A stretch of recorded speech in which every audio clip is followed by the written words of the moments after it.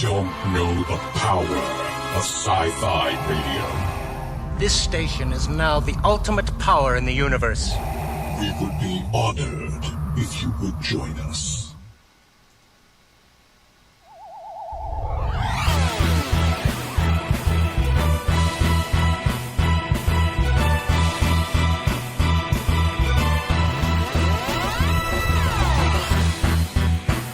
All right, it's Docking Bay 94. It's another Thursday night.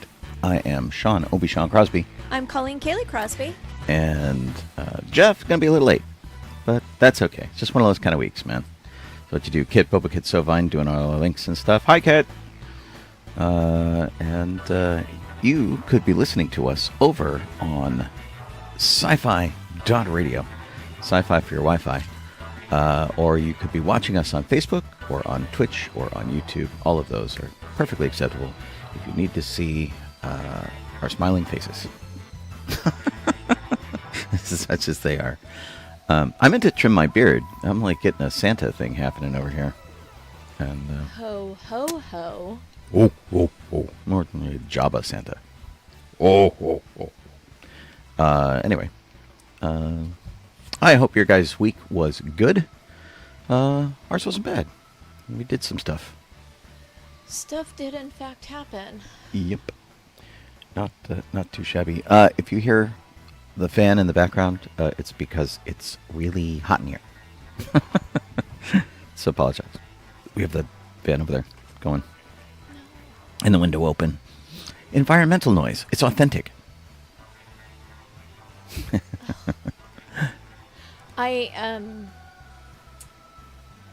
My computer was having problems this week, and Sean tried to help me out, and so he helped me clear all my cookies and all that stuff. And now every time I try to log into anything, I have to get 17 different forms of identification out. In order to get in. I tried to minimize that, but sometimes it depends where they store the cookies. Yeah. So like I very specifically said, don't get rid of cookies, and sometimes they're elsewhere in right. But what they do temp files too and things. is they like with Twitch right now, they say, "Oh, you're you." It fills in my username and password. Right. But then it goes, "But you've never logged in on this device before." Right. So then I have to get a security code too. And you need like two-factor authentication and blah blah Yes. blah and all that kind of stuff. It's super good times. Oh, I'm running behind on the chat. I forgot to start it. There we go. Oh no. Oh no. Not behind on the chat. Alan Kalachi showed up on Facebook though. Hi, Alan. Ooh, and so did Kelly. Woo! All right. Just in time for her ride home. Dun dun dun. That's right. So we should make like siren noises. That like happened to us the other day. I don't know what song we had on the radio, but it was like from the 80s. And so we should have known better. But both of us thought that there was a siren. It's and we were like, It's a song we know well. And Yeah, I can't remember what the name of the song was. And it was not synthesizer. It wasn't music. There was something about the singer that they would sing one line in the song, and it sounded like there was a police car behind us. And it was something about it was the way they were singing Yeah. too. It was wild. And it sounded like we were getting blooped by a police car, and we're looking around for this emergency vehicle. Nothing. And it turned out to be the song. And we were listening to our local oldie station, which of course now does 80s and 90s.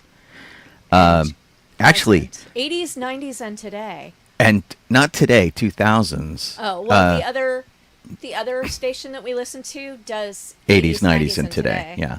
But the classic station goes back like 15 years, which is hardly classic in my brain. But, what can I say? But yeah, it's a thing. Whatever the song was, I should have written it down, because it's a song that I play on my radio show in the morning, but with, headphones and, properly attenuated volume and that kind of thing. It doesn't read as a siren. It's weird. But crazy. Talon Thorne piped in. Hello, hello. Over on Twitch. That's pretty cool. Well, because Colleen and I went to see a movie. That was pretty fun. So Tuesday was the 37th anniversary of the day we met. Yes, we celebrated heartily. 1988. Going to a movie. Yeah, she left work just a little early, which for Colleen is like a huge celebration, right? And yeah, we went to the local theater, and so this wasn't like a big epic movie. We didn't go to one of the big giant theaters to see it because it just didn't seem to call for that. We went to the local dine-in theater that had like, I don't know, 80 seats in it or something like that. Like the occupancy was 80 in the theater. Yeah, probably about that. And a reasonably small screen. Not quite as small as our TV, but you know, it was smallish. It wasn't as bad as the Baron Munchausen screen we went to at the Beverly Center years and years and years ago. That was like watching TV. That was like the smallest theater I think I've ever been in. That was like supposed to be a modern theater. But we went to see Life of Chuck. Yeah, so if you're interested, be sure to watch the trailer. However, do not read any synopsis of the movie. Mm-hmm. You really just need to go in not knowing what it's about. And which is what we did. And we can't really tell you much about the movie without spoiling it. Yeah. And so much so that when I went into the restroom after the movie, I was approached by two women who said, "You were in that movie we just saw, right?" And I said, "Yes." And they said, "Could you explain it to us?" And I did. I was able to very easily explain the part that they didn't get. Right. But I'm sure anybody who's listening to us is well versed enough in this type of movie that you would have no problem figuring out what was going on. But these women were more like, Midwest stay-at-home type people. Yeah, it's wibbly wobbly timey wimey. It is, and that was what was confusing to them. Right, and bits of it are presented out of time order, which is confusing. But basically, the main character, the life is backwards. Right. So the film. Let me clarify. He's not living his life backwards. They show it to you backwards. backwards. Is presented the last part, the middle part. Right. So if there's Act 1, Act 2, Act 3, Act 3 comes first. Yes. And so that kind of messes you up. The cast is great. It has Tom Hiddleston in it. Karen Gillan is in it. Strangely, for a movie that seems to have a lot of accents in it, she's doing an American accent. It's a little weird. Which was pretty funny. Chiwetel Ejiofor was in it. Carl Lumley, who you might recognize from Buckaroo Banzai, and David Dalsmajian. He was in Buckaroo Banzai? Yes, he was John Parker. Totally didn't even recognize him. Yes, that's funny. Well, I mean, the movie was like 40 years ago. Yeah, but I've seen it more recently than 40 years ago. That's true. David Dalsmajian, who we really, really like. He, of course, has been in the Ant-Man movies. Talking about the Baba Yaga has been very funny. Matthew Lillard has a cameo in it.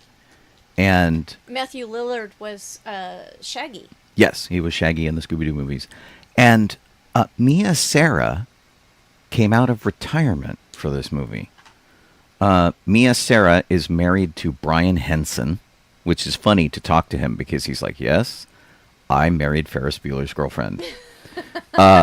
And of course she was in Legend with Tom Cruise and Tim Curry. And she was in, what's the other movie she was in? There's like another big movie she was in. Anyway, it was really neat to see her come back and do something. And everybody was very well cast.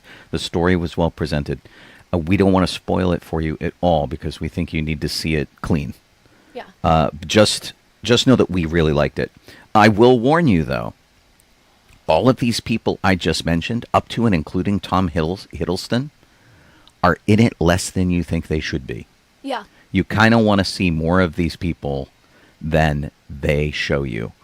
And so that's the only real drawback to the movie, but it serves the story. And you did say that Mark Hamill? Mark Hamill was in it, right? I thought I did. Okay. But maybe I didn't. Yeah. I was trying to make sure that we had enough in our document to talk about. Right, and I was debating that myself too. It was like, did I say Mark Hamill? Yeah. So Mark Hamill was actually the reason why I looked at the trailer. I heard Mark Hamill was in a movie that was different for him. Right. And although he still did play an old man with a drinking problem. Yeah. Right. Which he was in episode 8, right? An old man with a drinking problem. I don't know about the blue milk drinking problem. He had the blue milk drinking problem. Green milk in that one, Green actually. milk, whatever it was. Right. Ugh. So Mike Flanagan is the director of this movie.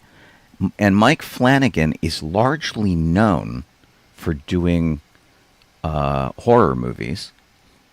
He did recently The Haunting of Hill House, Midnight Mass, Doctor Sleep, which was the sequel to The Shining that managed to walk a line between both the book and the Stanley Kubrick movie, which is very different from the book. He has become the director of trust for Stephen King. And this was a Stephen King story,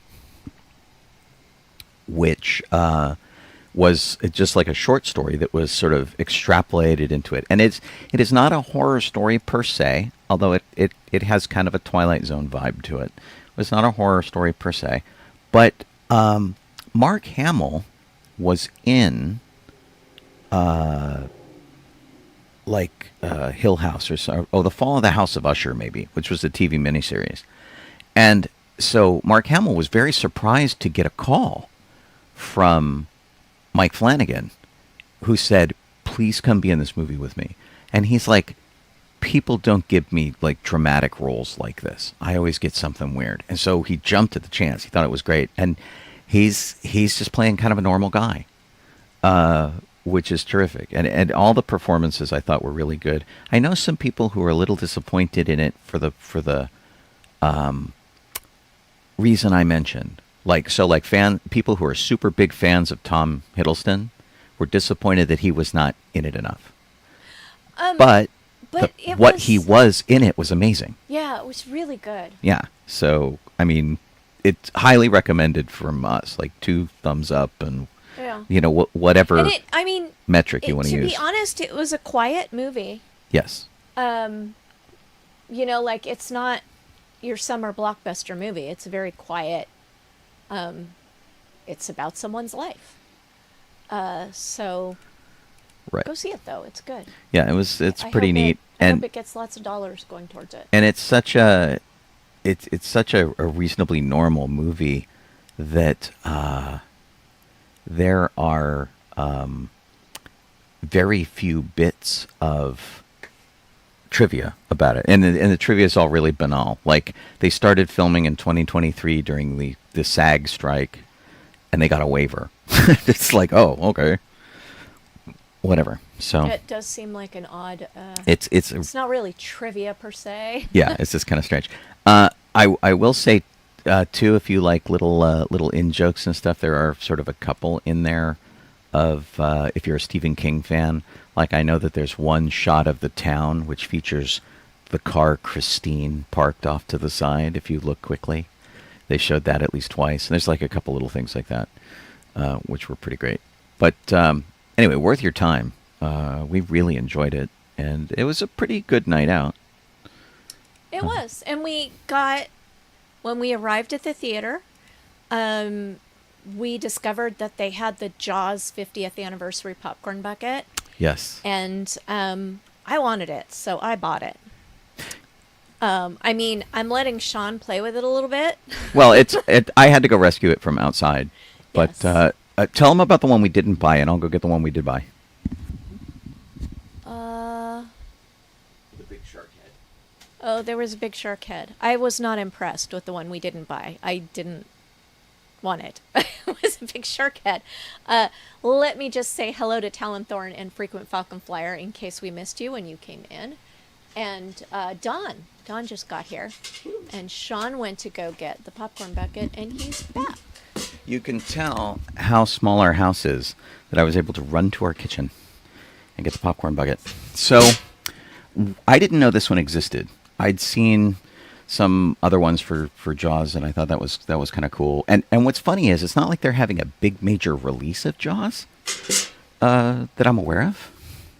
But in a month's time, it will be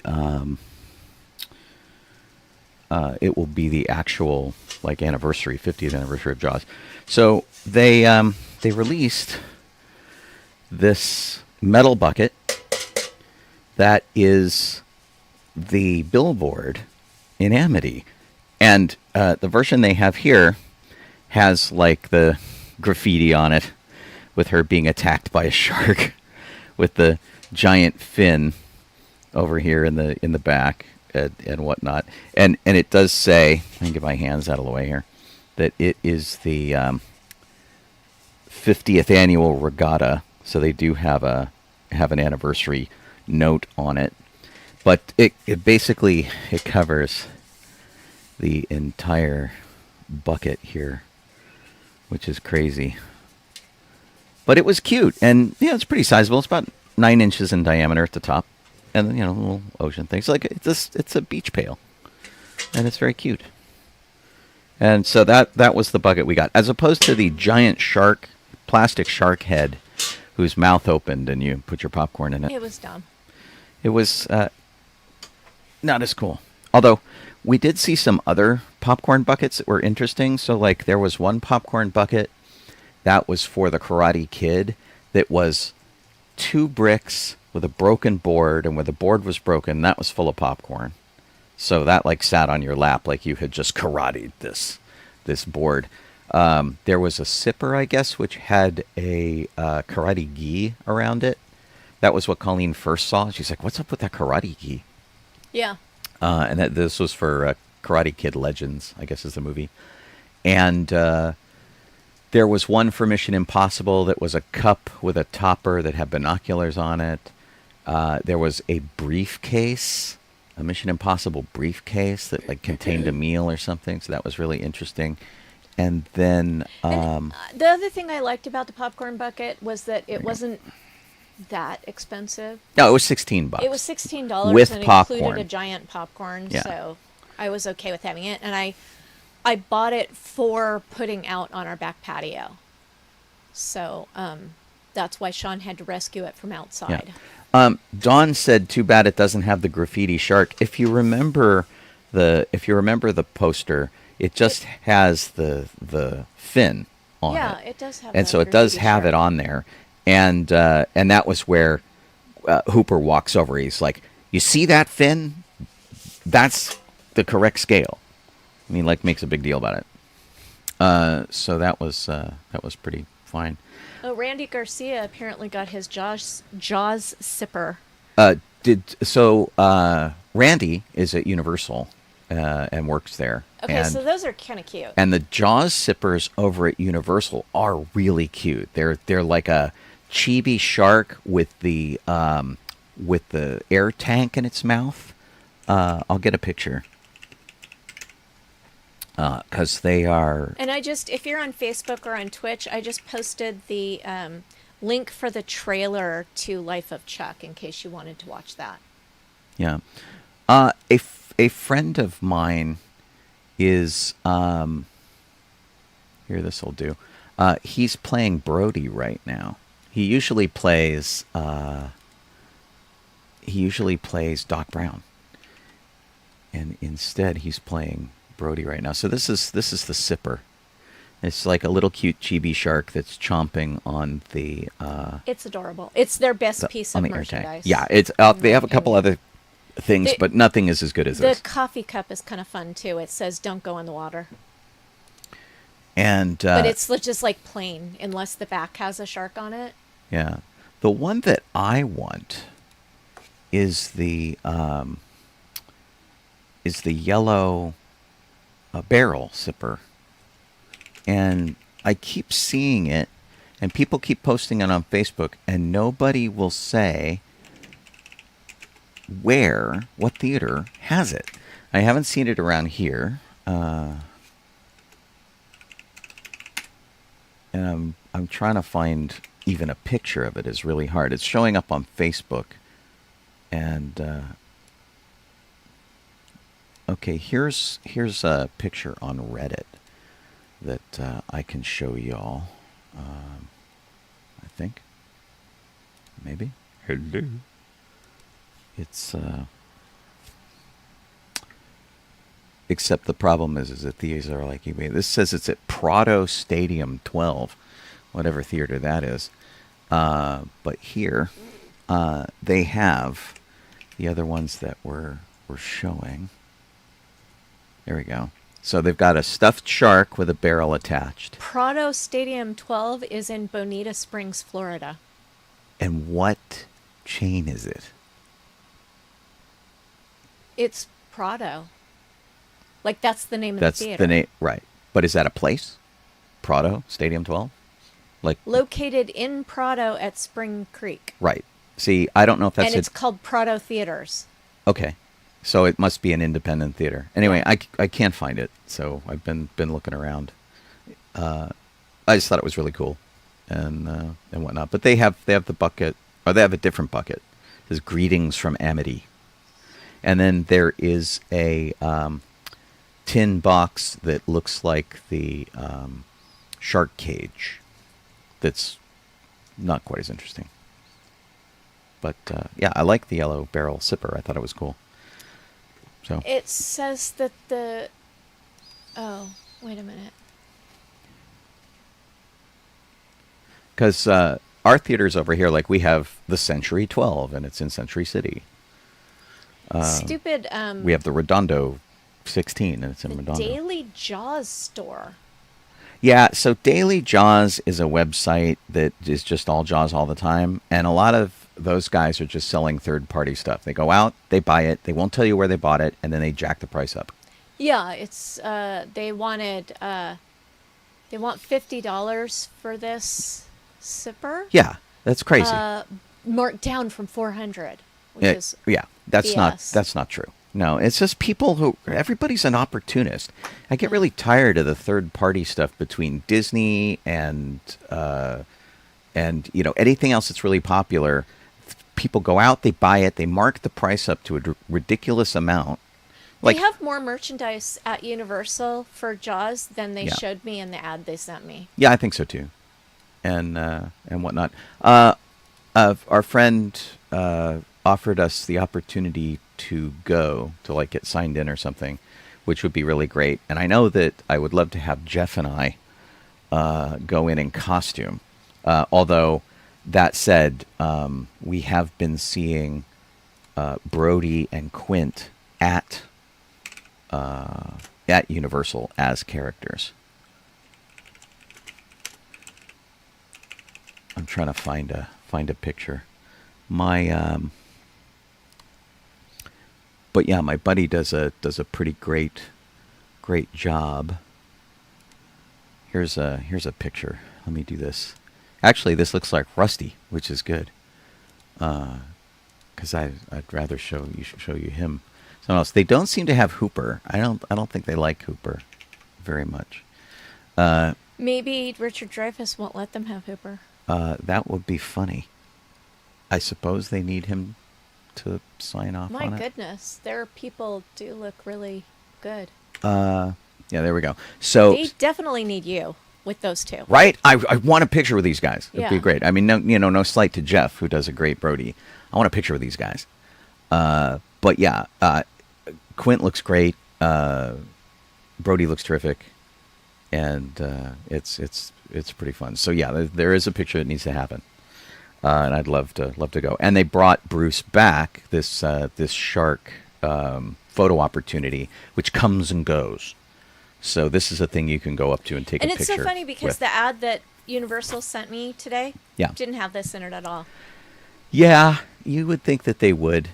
This is Universal Studios Hollywood, as opposed to Florida. I don't know what they're doing over in Florida. And and it looks like a photo backdrop behind them. Of, the houses and the river. At the waterfront. Oh, yeah, you can see the bottom of it. Yeah.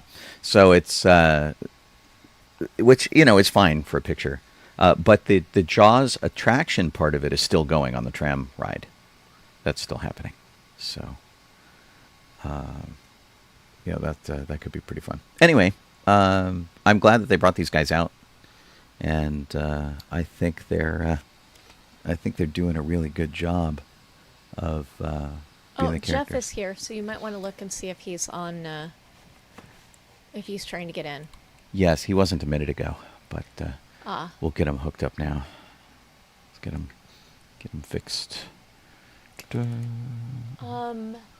So are you done talking about Jaws, or do you have more? I think so. Okay. So Sean and I also did, we went to protests. We went to No King's Day on Saturday, where we went to 3 different protests. We went to El Segundo, followed by Playa Vista, which was the closest one to our house and also the largest one. And then we rounded out the day going to Westchester, which is actually in our town. And that one, I think, had the largest police presence. However, the police were not in our faces at all. Yeah. They were Cool. where the main part of Westchester is, on Sepulveda, going into the airport, about a block, 2 blocks farther down the street. There are all these businesses, and then behind the businesses, there are these really big parking lots. And there were a whole bunch of police in those parking lots just sort of hanging out by their cars. And they were never needed, because after the protest was over, Sean and I went to IHOP, and when we came out, most of them were still there. We're still sitting there. And I'll say, Oh, gosh. we talked to a few police. We passed them. They were, like, hanging out. Obviously there just in case they were needed, things like that. Everybody was very pleasant. Everybody was very respectful. Didn't have any problems with anybody. And yeah, it was fine. Everything was went very smoothly. Sweet.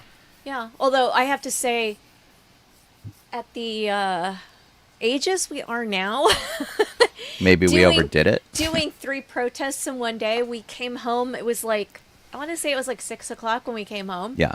Fell asleep on the couch Oh, wow. for at least 2 hours. Well, it was a lot of time standing in the sun. yeah. And that was the thing. We were carrying signs and waving flags, and that, like, takes a toll on your arms.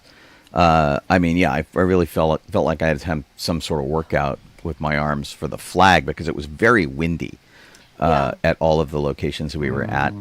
And then Colleen doesn't like to stand still for too long, so we'll stand there for a while and we'll protest, and then we will walk all 4 corners of the intersection to not have been standing still too long. At the risk of sounding really super old, it makes my hips hurt to stand still in one place for too long. So walking is less too. painful than just standing. Right. We saw some cool Hey to Eric. signs. Hey to the Lady A.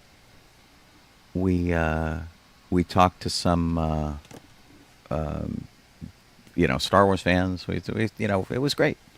All told, it was very respectful, and people were chanting, but also goofing off, and the cars driving by, like 99.8% of them were all honking horns and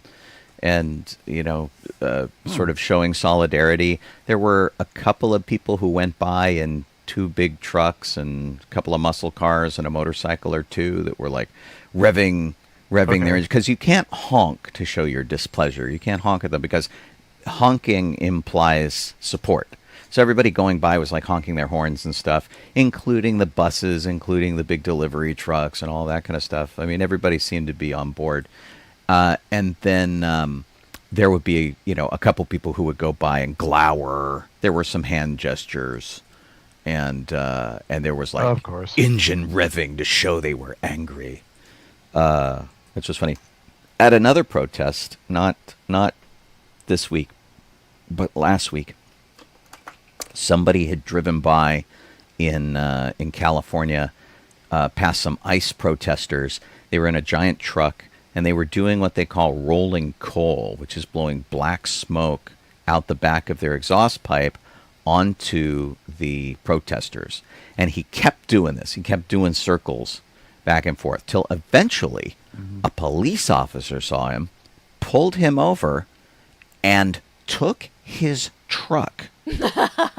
Because that's essentially considered assault with a deadly weapon, and they are allowed to take your vehicle, and they did. And so the video showed this guy going back and forth, going and blowing smoke, and people getting upset. And then he drives through the intersection. A cop car pulls him over, and then the next bit of the video shows the tow truck flatbed with the truck on it going by to the police tow yard with people cheering. Yes. Yep.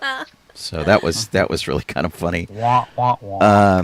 Didn't happen around us, but yeah, like I said, all the police were great. We talked briefly with a few of them. They were super pleasant. Nobody was mad at anybody. And it's the way it should be. You should be able to sort of flex your First Amendment rights without terrible intervention. And look, I don't think you should be throwing rocks at the police. I don't think you should be setting Waymos on fire. Don't, tear down lampposts. Don't trash buildings. That's not what this kind of thing is about. I'm all for the peaceful stuff. Wave signs, be loud, be a crowd. Let them know that you're out there. And what was the estimate? About 11 million people? Of course. Across the country? I thought it was up to 14. Oh, maybe. When last I looked, it was like 11.5 million people. And, but, I mean, it really depends on who you ask. Right, who's reporting it. I appreciate that,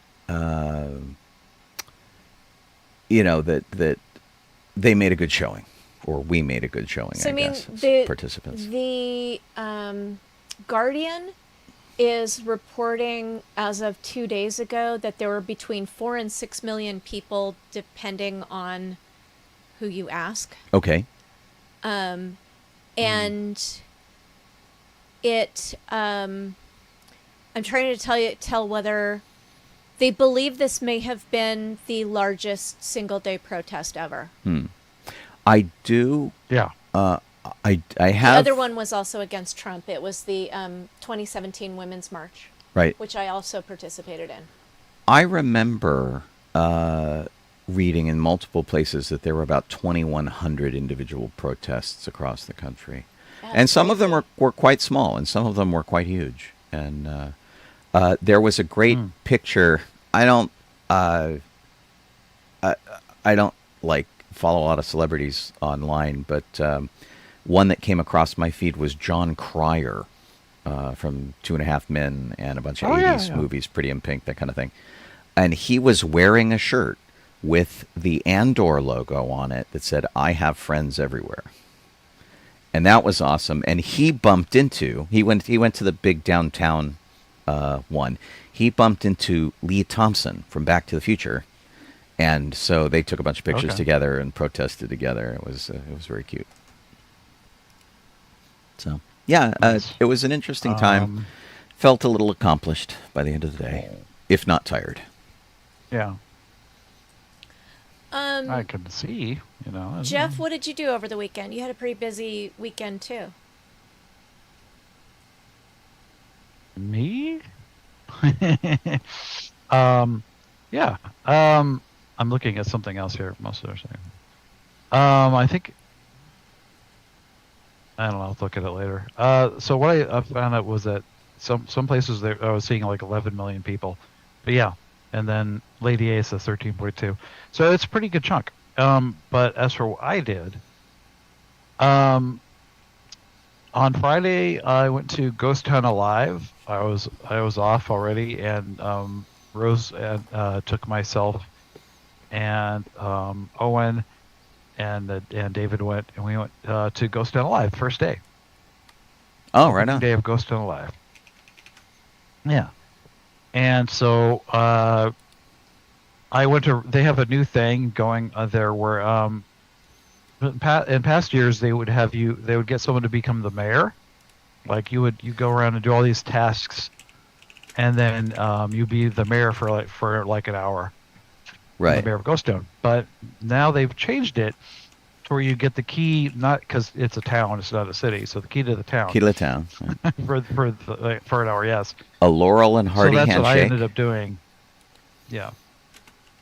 And we went around doing all these little tasks, and then and such. And I got the key to the town. I was dressed as Woody, and it's a big old thing. It's a big huge key. And I had to lug that thing around for almost. I actually only carried it around for about a half hour because I was like, good, I'm good. Let's give it to one of these kids at one, okay? That's pretty funny. But yeah, we went around there and did that and got food and whatever else, and people, oh, it's Woody, And they had like a hoedown thing at the end of the day, which is like around 4, where we had do this parade from one end of Ghost Town to the little stage that's by the train station. So, and then they did a big old dance hoedown and stuff, and so that was pretty fun, Awesome. And if I can find the photo where of me where it's where it's me holding the key, like I think Rose took a picture or something. So I'll stick it in the chat. Okay, there we go. But yeah. Second thing was Father's Day itself. So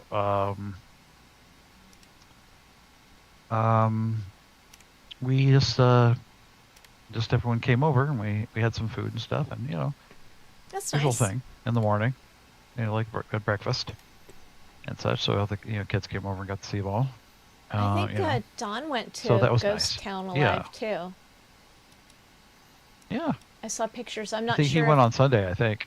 Yeah, I was wondering if you guys went at the same time. I Yeah. guess not. I think he went the following day. Ah. Yeah. So, and it was it was fun. I'm still looking. Me holding this gigantic key in a picture, but there's that, and of course the next day, Ghost Town Live is a lot of fun. It is, but because it's all that, and then Father's Day was kids and stuff. Mm-hmm. Then on Monday, probably, I guess it was Monday. They had this when I guess SpaceX launched a rocket, and I was at work, like I don't know what part I was standing at, Greeter, I think, and I was watching. I'm like, what's that squiggle in the sky over there? And I follow it over, and I see the little SpaceX. It's night, so it's just like a plume that's moving across the sky. Yeah. And like little bits of debris on fire behind it, but like, hey, I finally saw a SpaceX launch. Sort of. So I always miss them. Yeah. Every time. And people are like, it was cool. You should have seen it. I'm like, I should have seen it if only I'd have known.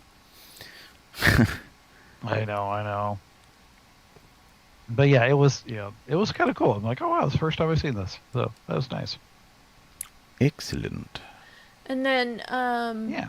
speaking of your work, Jeff, Sean went to Disneyland with Judy yesterday. They had a short day because it was Pride Night, and they didn't have tickets to the special event. Mm-hmm.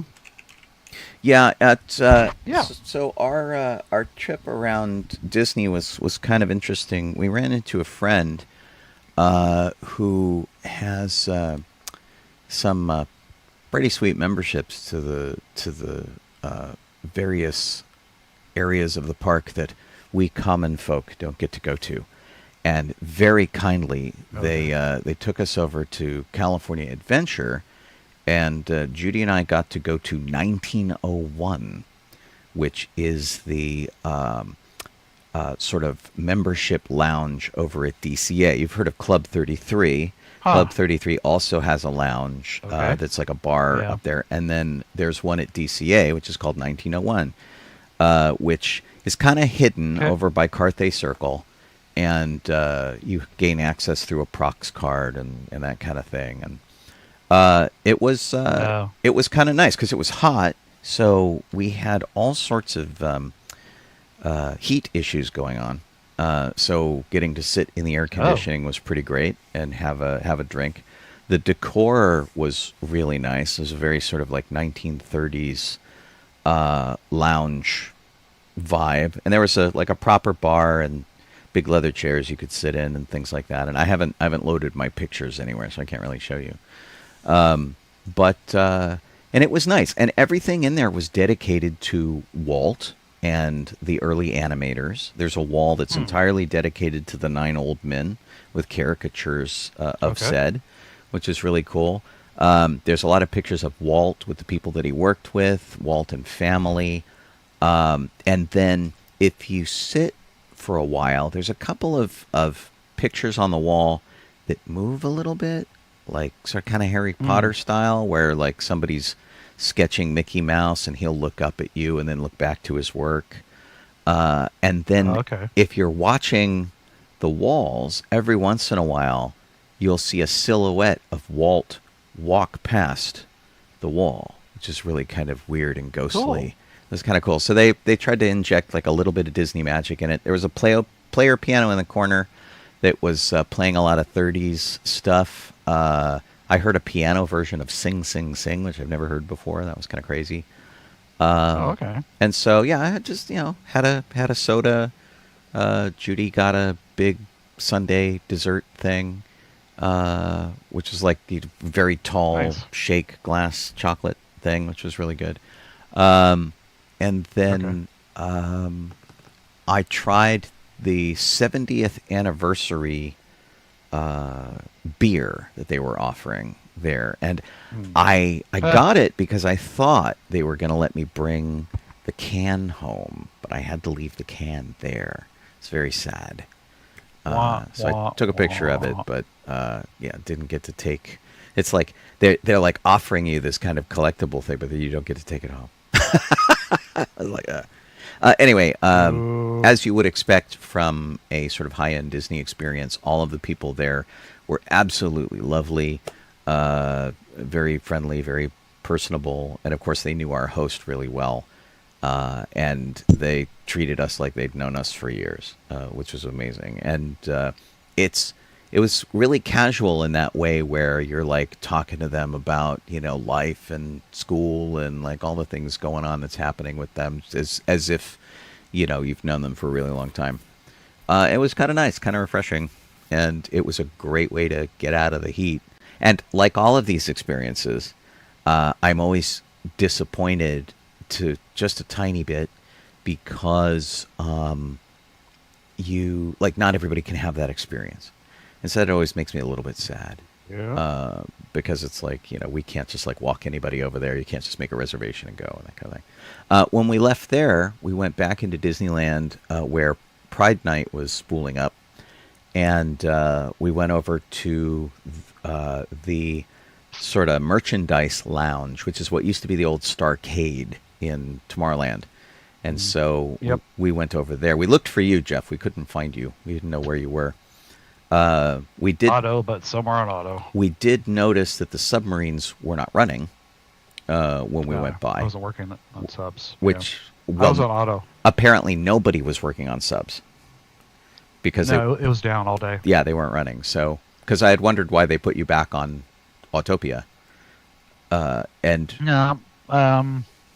it's a seniority sort of thing. The reason I'm not on that I'm on Autopia is they always need people, and because people call out, and so they're just always scheduling more people there, and it's seniority. So I put my preferred status for Nemo subs, but I'm not. I haven't been there that long, basically. So I'm. Does Autopia have like more cast members needed to run it than a lot of the other rides? I feel like it would. Yeah, it does. It does need a lot of cast members. Yeah. Yeah, it's you could say if we were running all 4 tracks, which we normally are, there's 8 people right there that you need just on the platform, the tracks alone, and then you need another 2 greeters, and then then the other spots that account for that, like the 2 utilities, and then one person roping the ride, one person that's positioned inside the ride. And then you've got more, the greeter, the validation, the merge, and lift. So it's a lot. Yeah. But I was on Autopia because that's how it was scheduled. But the reason you saw the subs, apparently there is some sort of an issue with the ride, a mechanical issue of sorts. Like, not really allowed to say like what it is. Right, that's fine. I mean, that's what I assume. That's what I always assume when the whole ride is down, is that there's some insurmountable mechanical issue. Yeah, 101 the entire day. So it was down all day. Well, what I wanted to do yesterday, and I ran out of time for this, but you had mentioned to me the 1955 Autopia driver's licenses. Yes. And I don't have one that I've previously made, so I started making one. But I ran out of time to print them out and bring them to you yesterday. And I never found you anyway. But the next time I see you, I'll get you some of those. There are actually 2. So the first one has a white castle behind the name, behind the letters. Yeah. And that only lasted for a brief amount of time. And then there's one that you linked me to, and that's the second version of it. It has like the sponsor's name on it. Yeah, it's Richfield Oil was the sponsor. And then there was one in the 60s that looked like it was torn out of a ticket booth, a ticket book. Exactly. And it was about the size of like a e-ticket, which is really kind of interesting. So, that was kind of fun. We did see... and this was how I ran into my friend, because they were coming from where we were going to. Across from the Autopia, they have added their 70th anniversary activation, Magic Band activation. Yep. And some of them, like if you go to the Main Street Cinema and go to Tilly's booth, she'll give you a ticket. There's, in fact, do I have them over here? Maybe I don't. Yeah, thought I had them over here. Tilly will give you a ticket for the theater, and it's like a Sherman Brothers production and that kind of thing, and you get to take that with you. And if you go to the Jungle Cruise, you get a ticket that you can take with you. Also, Frontierland, Fantasyland just has like animations it activates, and over at Autopia, you also don't get a ticket. It's got 3 activations. It's got a red, a yellow, and a green. And you activate a drag strip sound effect sequence. So the red one is the car coming up to the line. The yellow one is like revving the engine, getting ready to take off. And then the green one takes off with a squeal of tires, which was kind of fun. So, it was kind of a cute little thing. And not too bad. But I haven't uploaded any of my pictures from yesterday because I'm just being lazy today. Jeff posted his picture. There you go. Yeah. I think Rosie took it. Yeah, so this is Jeff with his giant key to the town. See? which is pretty awesome. That is a very large key. You I wouldn't want to carry that around. Is it metal or wood, or what is it? It was wood. Oh, okay. But they painted it up to look with the metallic color gold. paint. You look like you're about to like jam on the guitar. Exactly. Like, ready to play a riff. I mean that's what Judge Roy Bean said. Go and play the guitar. That was pretty funny. I like it. Yeah. All right, so we're ready to move along. Really was.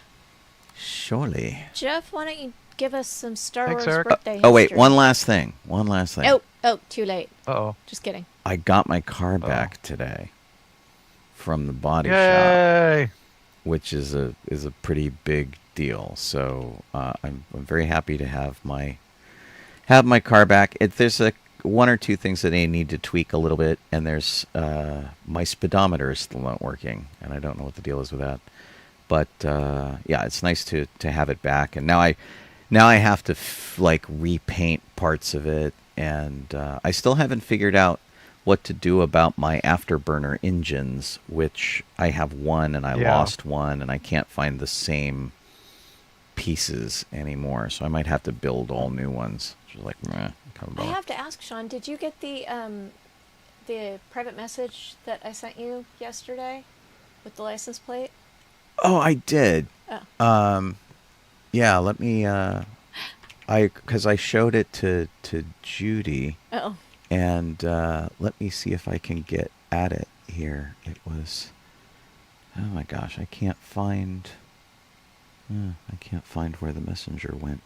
That's okay. I could just tell them what it said. You could. I pulled into a parking lot, and there was a Tesla with the license plate that says NOT for UUU. So I sent Sean a note that said, Didi, these cookies are, and then the picture of the license plate that says, not for you. Not for you. Didi. It was very, very funny. She also found a license plate on our street that was Ahsoka.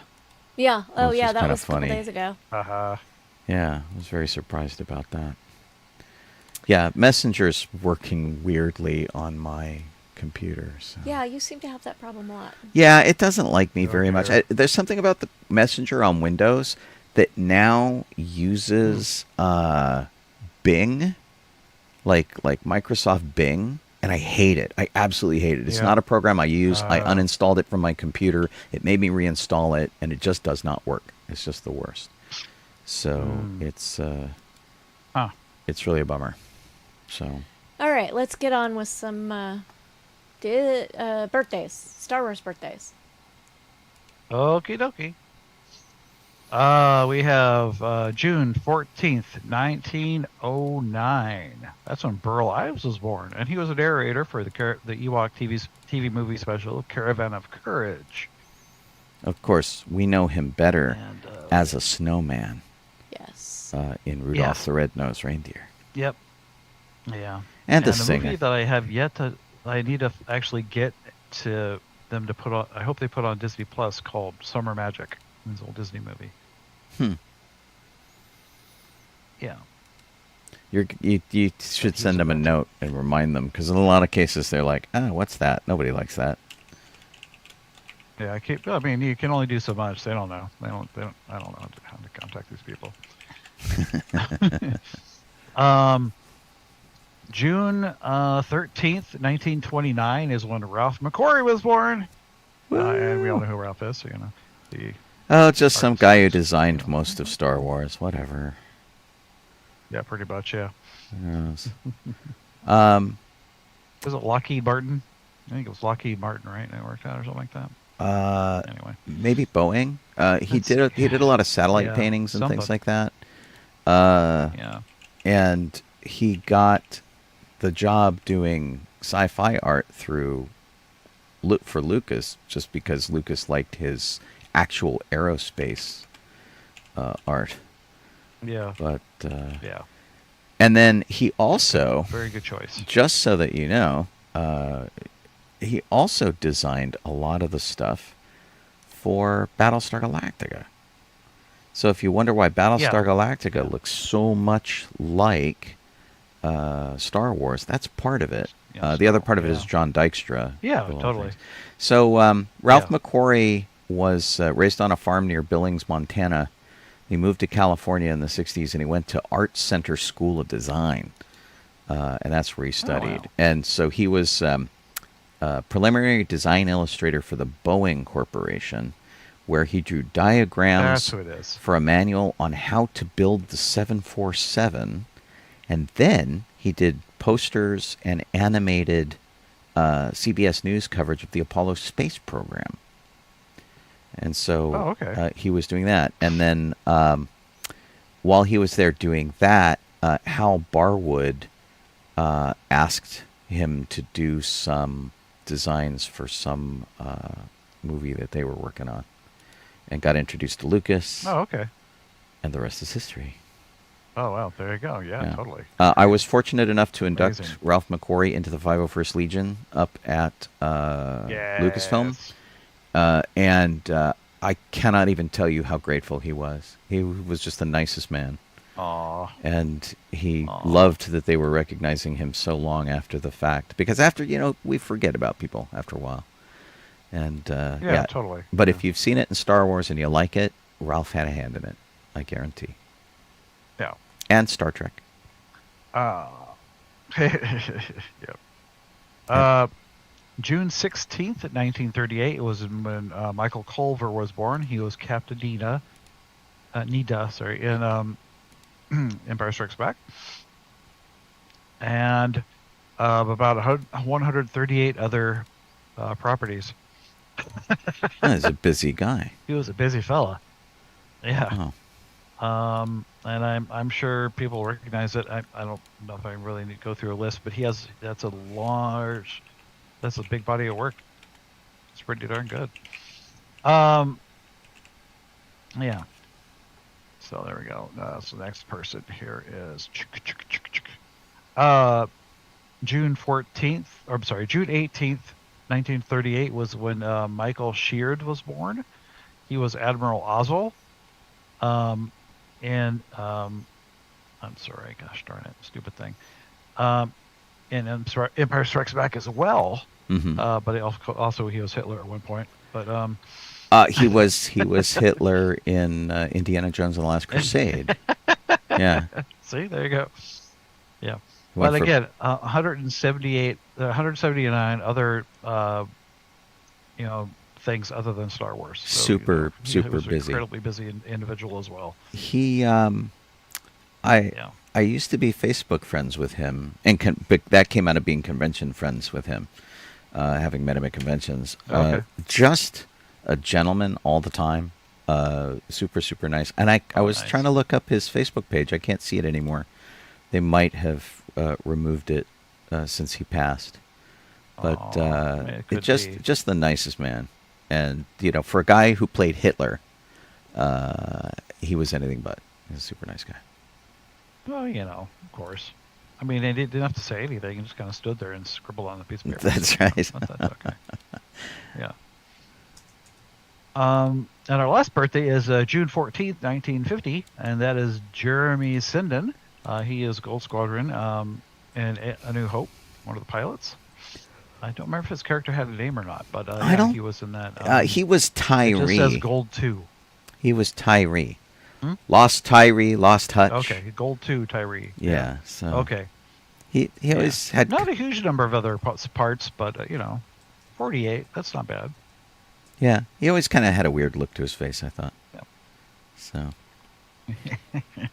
But I think he did a bunch of TV. Yeah. Anyway, yeah, and that's it for the birthday portion. As for the history portion, June 15th, 1976 is when Variety reported that Peter Cushing would play Grand Moff Tarkin and Dave Prowse would be a huge masked villain in Dun, Star dun, Wars. dun. That's the other name, the lesser known name for Darth Right. Vader. The huge masked villain. Masked villain. I mean, what are you gonna do? June 18th, 1999 is when the mythology of Star Wars with George Lucas and Bill Moyers was on PBS. I think Bill Moyers also did a really great interview with Joseph Campbell about the power of myth. Yeah. And so him interviewing George was highly appropriate. Oh, totally. And the last history is June 17th, 2013. That's when the Clone Wars took home 2 Emmys for Outstanding Animated Program and Outstanding Performer in Animated Program. Oh, right. There you go. Okay, so let me jump in here real quick and remind you that you are listening to sci-fi.radio, sci-fi for your Wi-Fi, unless you are seeing our smiling faces, in which case it's YouTube or Facebook or Twitch. This show is called Docking Bay 94. We are edging ever closer to completing our 14th year of broadcasting, Too much. which is nuts. Been going on for so long. We're at season 13, episode like 51, I guess. Which is just crazy. I am Sean Obi-Shawn Crosby. This is Jeff Solo Donoho. I'm Colleen Kaylee Crosby. And thank you for hanging out with us. We are greatly appreciative of it. Yeah. I would like to say hi. Were you done, Sean? Well, I was going to say thanks to Kit. Go ahead. Thanks to Kit. Okay. I just wanted to say hi to some people who joined us on Facebook since the last time we mentioned who was here. Uh-huh. I think we said hi to Randy Garcia. We also have Young Lee, Matthew Tillard, Eric Jameson, Laura Bealby, and Chris. Randy went back to work. Victor R. Salas. Oh, dear. I think I already said Eric Jameson, right? Yeah, I think so. Yep. And Yes, indeed. Yeah, that's Eric. I didn't see anybody else on Twitch, so those Yeah. are And more you've got, people to say hey to. Got Laura Bilby and Chris. Lori are both listening as well. Oh, I didn't Over see there on YouTube. Lori, but I saw Laura. Yeah, Jedi Lorraine is Lori. Yeah. Cool. So Yay! somebody played had a public performance somewhere where you could buy tickets in the UK of the original 1977 cut of Star Wars, back when it was just called Star Wars.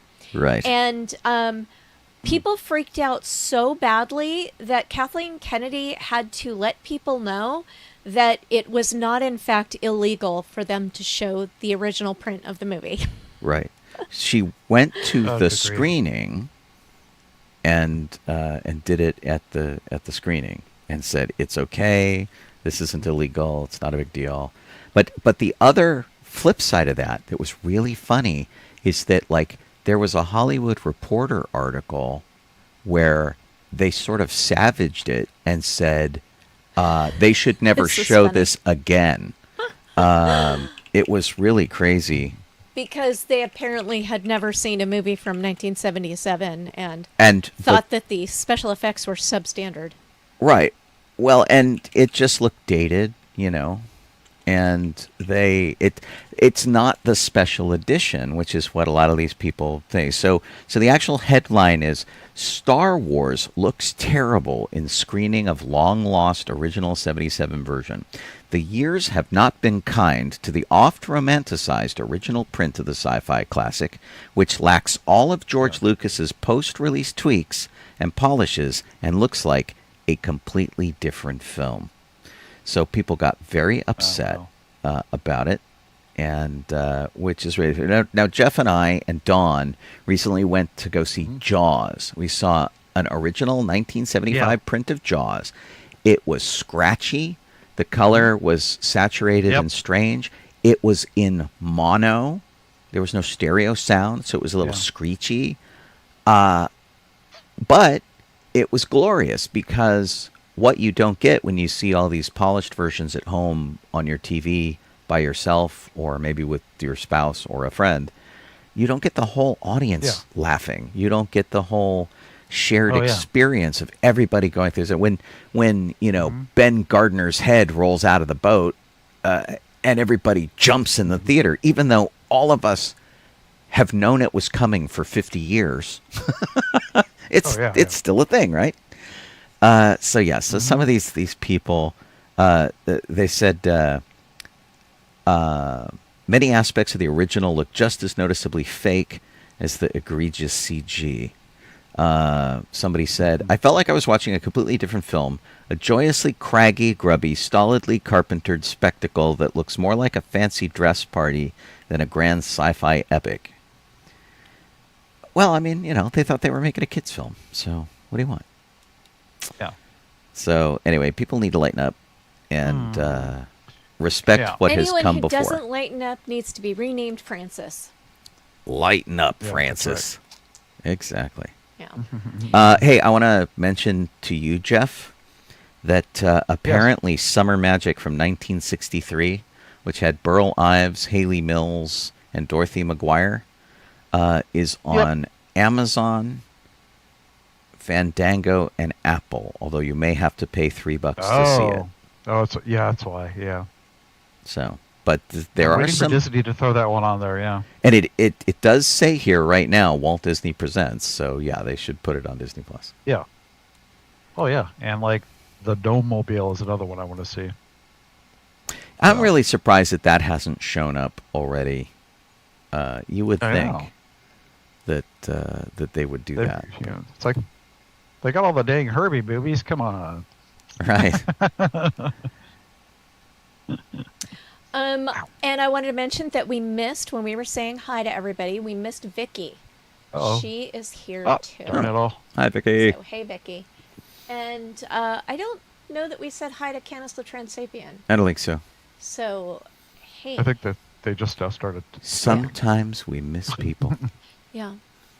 And then our last bit of Star Wars news is that a new Marvel comic miniseries for Boba Fett is coming out called Black, White, and Red. Dun, dun, Does dun. anybody read the comic books?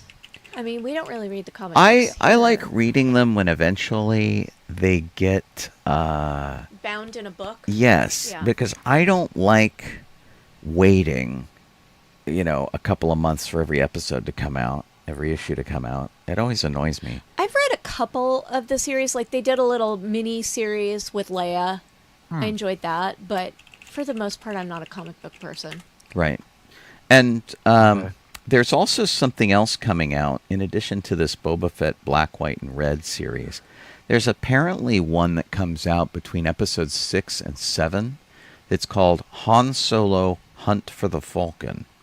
And it covers the period of time between Return of the Jedi, when he somehow loses the Falcon, to when he regains it in episode 7. When they meet up with Finn and Rey. So Okay. I think that's a limited thing. Those are both coming in September, and it could be kind of interesting. But the Han Solo thing keeps getting posited as a TV series. Everybody's like, "Oh my gosh, they're going to have this series set in between episode 6 and episode 7." It is a comic series. Okay. It's a 5-part miniseries. Just so you know, because it's like, oh my gosh. Yeah. But All right. It'll probably be considered canon. Who knows? right. Because they're So- pretty much doing that now. Apparently, this says that Han Solo comes out of his settled down married life with the idea of finding the Falcon, reclaiming it, and going back to being a smuggler. And of course, he can't find it. He goes to get Chewbacca and enlists Chewbacca to go find it, and then they go have adventures. And apparently, it was stolen by someone called Duquesne, which I seem to recall mentioned in episode 7. But anyway, the people involved in it are super excited. They get to work with all of these, Han, Leia, Chewie, Lando, as they do it. So we'll see. But they're all definitely older in this, so it's not your average Han Solo. And we'll see. I mean, I hope it's good. I hope it tells a good story. I know things happen in life, and, if you were to equate the Millennium Falcon with a car, sometimes you have to get rid of your car for some reason. I just can't believe that Han would get rid of the Falcon. I mean, if it just got stolen outright and then he couldn't find it, okay, I guess that could happen. But I mean, maybe Ewoks stole it when Lando parked it on Endor, and right. That's right. They had to go from there. They were all partying, and somebody went, "Ooh, free ship." It was Wicket. Wicket wanted to get off planet. Like, screw this, I'm gone. Exactly. Taking walks. Moving on to theme parks, Hong Kong Disneyland has 20th anniversary cast member name tags that are magic. I guess they're not really magic. The name on it is magic. The one they're showing here. Magic. They Dog. It's in the UK of the original, all Sorry. different. Good sound issues. It, Ooh, they have it different colors and everything. yeah. Science. Oh, I see. They're Ah. different. They're showing the different anniversaries, the pins for the different anniversaries. Oh, I see. So, Oh, okay. Cool. yeah.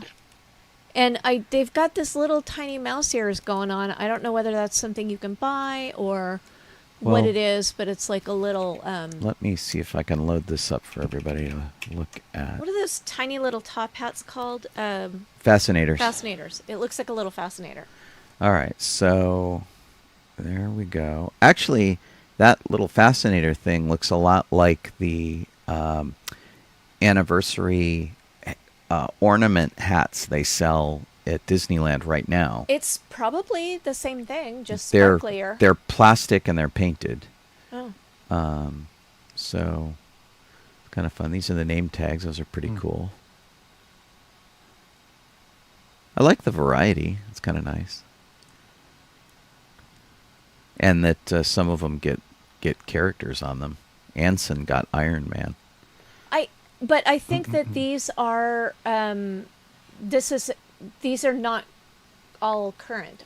These are just like historical. These are historical. So if you scroll down a little bit more, you'll see that there's an opening day name tag, I see. 5-year celebration, a 10-year celebration, 15, Got it. and then some special name tags that they've had for special events, including that Iron Man one. And then the one they have now is like, it's white and it's got a 20 with Mickey ears on the and a castle in the little circle. Right. So Okay. it's fun. And Interesting. hopefully Sean and I will be able to go to Hong Kong Disney and we will be able to see those in person. That would be sweet. I have Yeah. somebody sent me a really old school Disney name tag, which is pretty cool. That's fun. Not quite sure what to do with it, but Well, it you has, could wear it to dance class. it has Oh, wait, you my don't go to name dance on class. it. I don't go to dance class, yeah.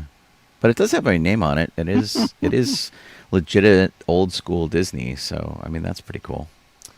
Yeah. I have a lot of Disneyland. old tags. Do you have one from 30 years ago, Jeff, when you used to work at Disney? Yeah, it's in a box somewhere, but yes, I do. I mean, it should be pretty close to what I just showed. Yeah, I have the 35th one somewhere, Hmm. and I have the regular one. So they're slightly different, but they're actually very different. But yeah, so Got bring it. them into work eventually just so they can see them. But I can't actually, not allowed to actually wear them. But yeah. Right.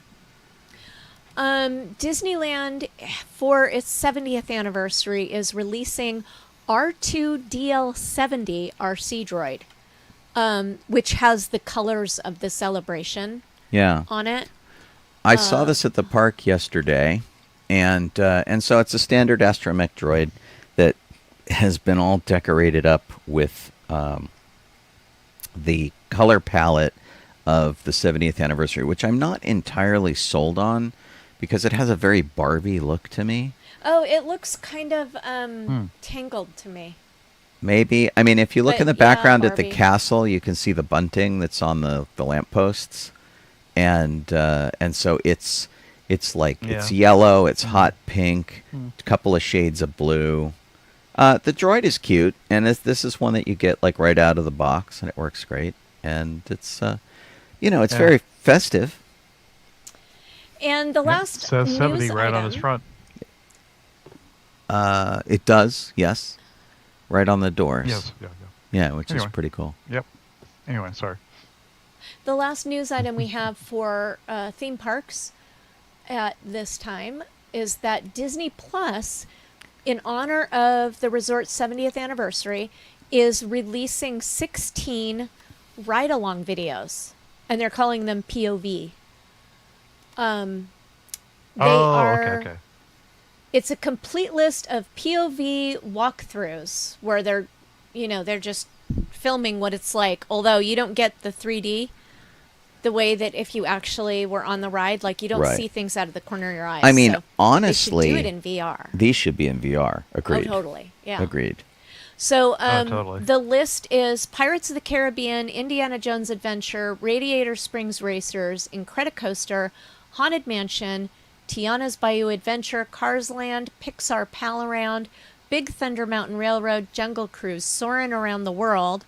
Too bad it's not Soarin' Around California. Right. Avengers Exactly. Campus, Hollywoodland, Main Street USA, Mickey's Toontown, and 70th Celebration Nighttime Spectaculars. And I've also read that there's already a Rise of the Resistance one up on Disney Plus, and that's not even included here. I have heard, and this might just be wishful thinking on behalf of people who are sad, sad emotionally, not sad otherwise, that they're talking about doing a virtual reality version of Muppet Vision 3D, which supposedly Henson is involved in. Take this as a massive rumor. Nobody has authenticated this yet, but it would be pretty interesting to see. There's an attachment to Muppet Vision 3D because it was Jim Henson's final project. And of course, he was there as Kermit. He was involved in the direction and the production of it. And so when they shut it down like 2 weeks ago, a lot of people were very upset that they were getting rid of that part of Disney Hollywood Studios. I always loved that section of the thing. I thought it was great.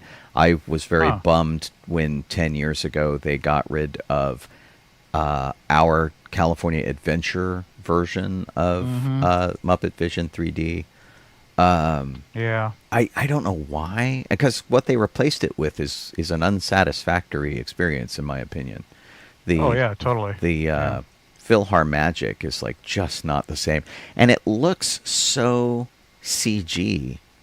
It's just unimpressive to me. I don't know. I know it has its fans. Yeah. I just don't count myself among them. So I miss the Muppet thing. I'd love to see it in VR somehow. That'd be terrific. And the Disney Plus ride-throughs that I listed are coming out on July 17th. For the birthday of Disney. Right. Very cool. Sean, you ready to take the next section? I will indeed. Betsy Sock'em Jock'em is the last original player in the All-American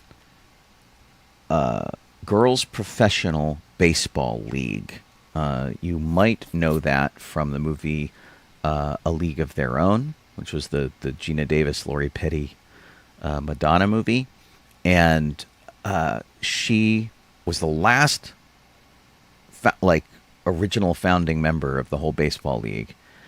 She passed away at 104. Her uniform, where she was in the South Bend Blue Sox, is on permanent display at the Smithsonian Institution. And so she did outfield, first base, and she was a pitcher, and went on to become an icon in her local community. And the league only went for like 5 years. And basically, when World War II ended and the guys came back, they went, okay, we don't need the women to play baseball anymore. But anyway, super talented, one of the fastest runners in the league. And beyond doing that, she went on to get her bachelor's and master's degree in physical education at Illinois University. And then became a phys ed and social studies teacher at a school for 27 years before retiring in 1983, which is kind of an amazing long period of retirement. It's kind of nuts. And I got a picture here for you real quick. Nice. There she is. So, pretty great. So that uniform's on display at the Smithsonian. Let's see here. Betsy Gay has passed away at the age of 96. She was an actress in The Little Rascals, or also known as Our Gang.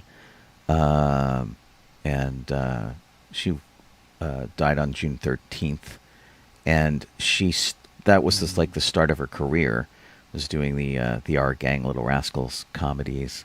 And she eventually became Alfalfa's girlfriend in the series. Her name was Effie in the series, and did 4 years of that before moving on to other things like doing Tom Sawyer and A Day at the Circus and things like that. And she was known for her yodeling when sound came around, and it was pretty funny stuff. So I had a pretty great career. She won the California State Yodeling Championship here at the Olympic Auditorium in L.A. A couple of times. Wow. And did a lot of TV shows, and of course, because she could yodel, she did a lot of cowboy movies.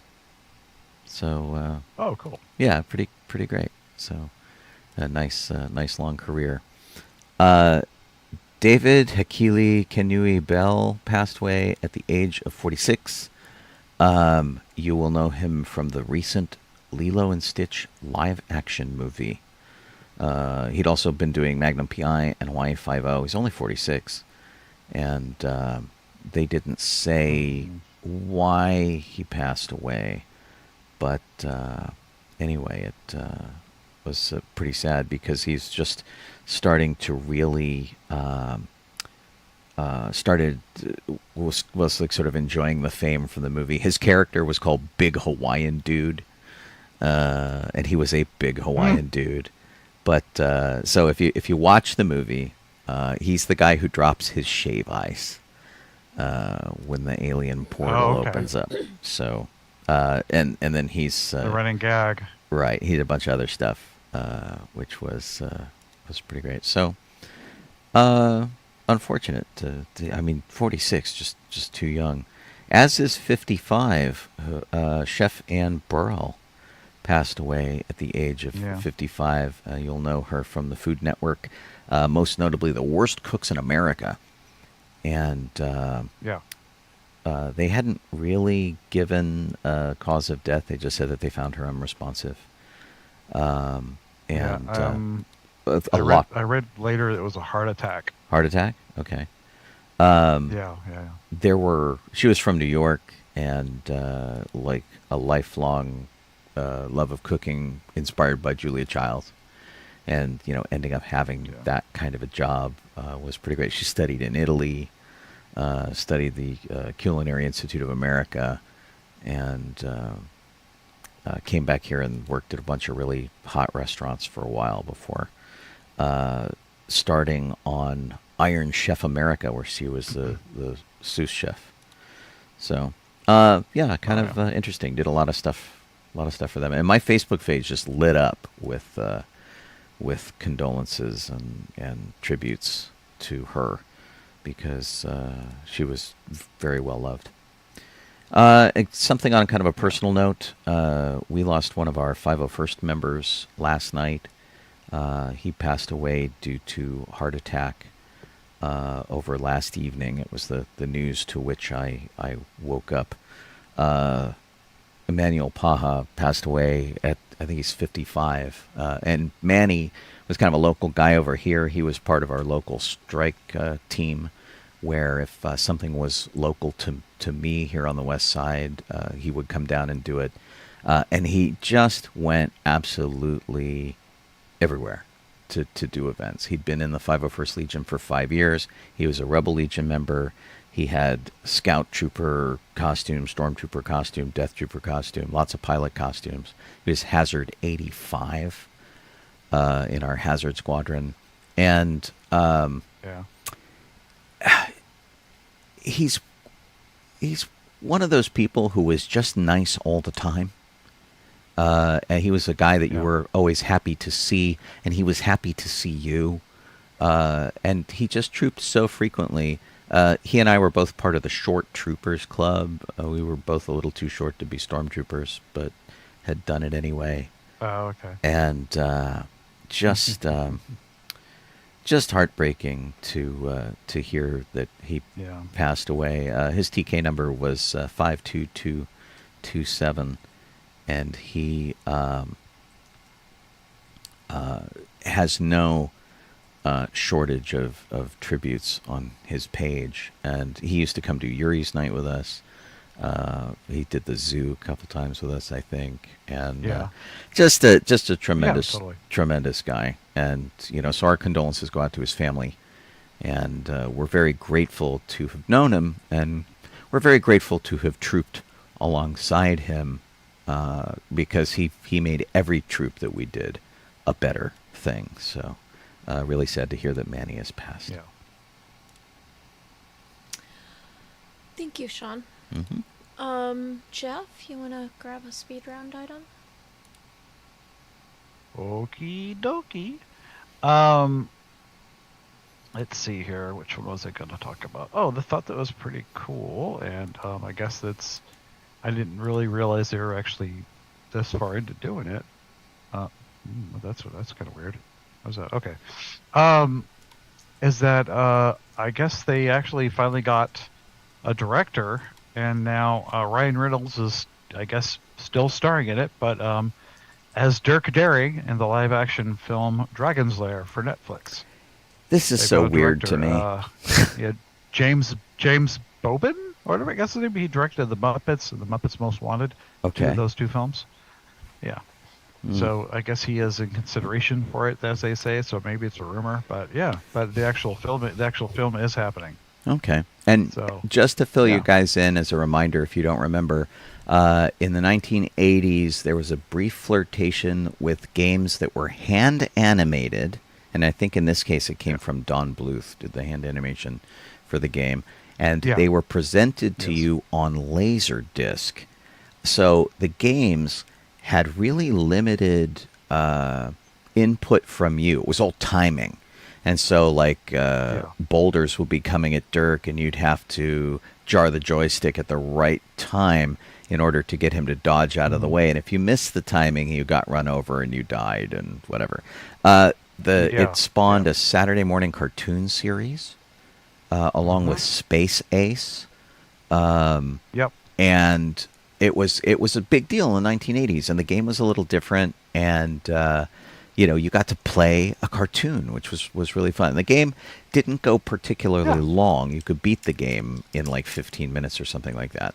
And people who are aficionados of it will find the disc of the game, the laser disc of the game, and a Laserdisc player, and you can still play it using the remote control to the Laserdisc player, even if you don't have the console, which is fun. So, and then there have been plenty of computer games. Like if you can't find it on Steam or GOG, I'd be surprised.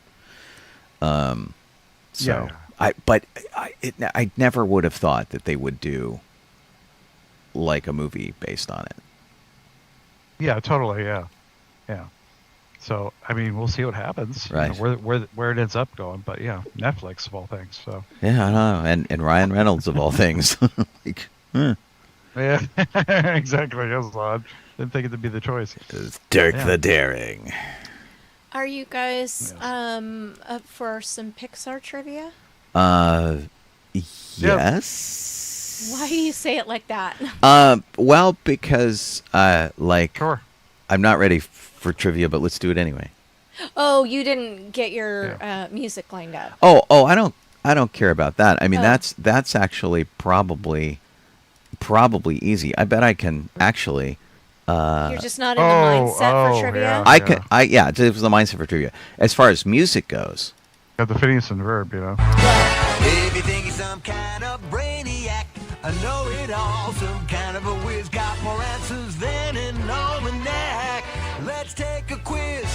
If you think you're extraordinary, cut above the best that there is. If your cranial capacity is something scary, let's take a quiz. Let's all take a quiz. oh yeah.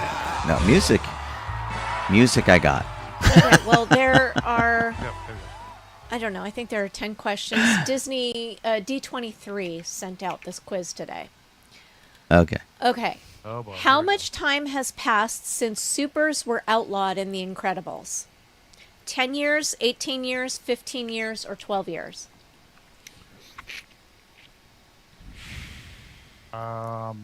God, I'm going with 10. I don't know. I don't remember. It's been a while. Think about how old their children are. Right. That's 15 The answer is 15. because Violet Okay. is like She's at 14, least a teenager, 15. so Yeah. she's more than 12. Yeah. What is the name of the toy cleaner who fixes Woody in Toy Story 2? Harold, Carl, Jerry, or Robert?